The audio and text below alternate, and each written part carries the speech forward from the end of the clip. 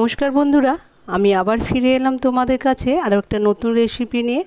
आजके आमार recipe hello थोड़ेर घंट चिंगड़ी माछ दिए और खूबी सुस्वादु एक रेसिपि। आशा करछि देखले तोमादेरो खूबी भालो लागबे। और थोड़ कतटा उपकारी आमरा सबाई जानी, विशेष करे जादेर हाई प्रेसार तादेर जोन्नो तो खूबी उपकारी, बलार किछु नेई। ताई तोमादेर काछे अनुरोध करछि तोमरा पुरो रेसिपिटा देखबे, कोनो जायगाय स्किप ना करे। तो चलो सरासरि एबार रेसिपितेই जाওয়া যাক। तार आगे शुक्ला रान्नाघरे तोमादेर सबाइके स्वागत जानाई। सबार प्रथमे एखाने आमी थोड़टाके आगे केटे रेखेछिलाम, एकटु छोटो छोटो करे एकदम केटे निয়েছি। एकटु किछुक्षण केटे राखार जोन्नो थोड़टा एकटु कालो हये गेছে, ताते किछु असुविधा नेই। एरपर ओर मধ্যে आमी दिये दिয়েছি নুন আর একটু হলুদ দিয়ে ভালো করে মাখিয়ে নিয়েছি। মাখিয়ে নেওয়ার ফলে এটা থেকে জল বেরিয়ে যাবে এবং থোড়টাও কিছুটা মজে যাবে, তাতে রান্না করতে সুবিধা হবে। সেই জন্য নুন হলুদ দিয়ে মাখিয়ে 10 মিনিটের জন্য আমি এটাকে রেখে দিয়েছি। আর ততক্ষণ অন্যদিকে আমি একটা শুকনো কড়াইতে জিরে ভেজে নিচ্ছি। তো আমি শুকনো কড়াইতে 1 চামচ গোটা জিরে দিয়ে দিয়েছি, দিয়ে একটা রোস্টেড করে এটাকে গুঁড়ো করে আলাদা করে রেখে দেব। তারপরে ওর মধ্যে দিয়েছি 1 চামচ বেসন। বেসনটাকেও আমি একটু হালকা কড়াইতে নেড়ে নিলাম, যাতে বেসনের কাঁচা গন্ধটা কেটে যায়। এটাকে তুলে রেখে ওই কড়াইতে আমি দিয়ে দিয়েছি তেল। তেলের মধ্যে আমি आगे থেকে ধুয়ে নুন হলুদ মাখিয়ে রাখা চিংড়ি মাছগুলোকে ভেজে নেব। আর এখানে চিংড়ি মাছটাকে খুব বেশি লাল করে ভাজবো না, হালকা ভেজে আমি তুলে নিলাম। তারপর ওই কড়াইতে আরও একটু তেল দিয়ে দিলাম। তেলের মধ্যে ফোড়নে দিয়ে দিলাম গোটা জিরে আর শুকনো লঙ্কা।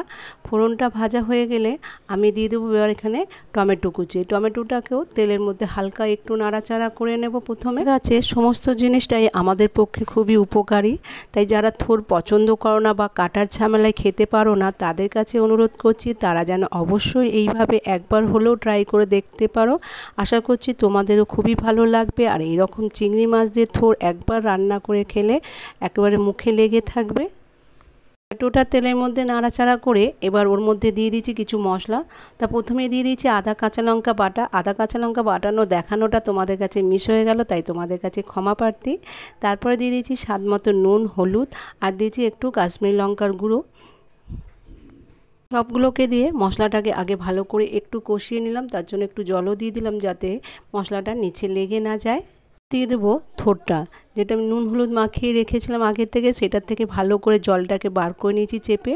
এবার ওই থোড়গুলো পুরোটা দিয়ে দেবো, দিয়ে মশলাটার মধ্যে ভালো করে কষিয়ে নেব। আর এখানে থোড়টাকে বেশ কিছুক্ষণ সময় ধরে মশলাটার মধ্যে ভালো মতন কষিয়ে নিতে হবে, যাতে থোড়টা ভালো মতন মজেও যায় আর একটু ভাজা ভাজা হয়ে যায়, কারণ এখানে আর জল পড়বে না। কিছুক্ষণ কষাতে কষাতে থোড়টা বেশ অনেকটাই মজে যাবে।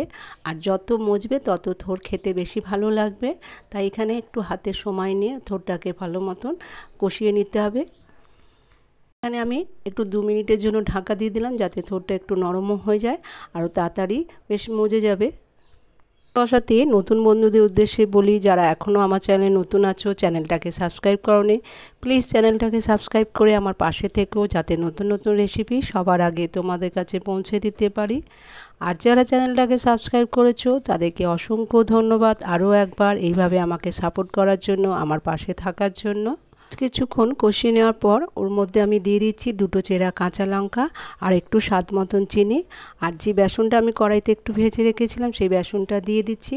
দিয়ে এই সবগুলোকে ভালো করে আরও একবার মিশিয়ে নেব। আর তোমরা এখানে খেয়াল করলেই বুঝতে পারবে থোড়ের তুলনায় বেসনের পরিমাণটা একটু কম হয়ে গেছে। আর একটু দিলে ভালো হতো, কেন বেসনটা দিয়েছি যাতে থোড়টা ভালো মতন মজে যায় আর একটু মাখা মাখা হয়ে যায় তার জন্য। আর তোমরা এখানে তোমাদের পরিমাণ অনুযায়ী একটু বেসনটা নিয়ে নেবে। তোমরা একটা জিনিস লক্ষ্য করলে বুঝতে পারবে থোড়টা যত মজবে তত পরিমাণটাও কমে আসবে, ততই বোঝা যাবে যে থোড়টা ভালো মতন মজে গেছে। আর এরকম মজে গেলে থোড় খেতে তত বেশি সুস্বাদু হবে। তাই এবার আমি দিয়ে দিলাম ভেজে রাখা চিংড়ি মাছটা। চিংড়ি মাছটাকে দিয়েও ভালো করে আরও একবার ভালো মতন মিশিয়ে নেব। আর চিংড়ি মাছ দেওয়ার ফলে থোড়ের স্বাদটা আরও দ্বিগুণ হয়ে যাবে।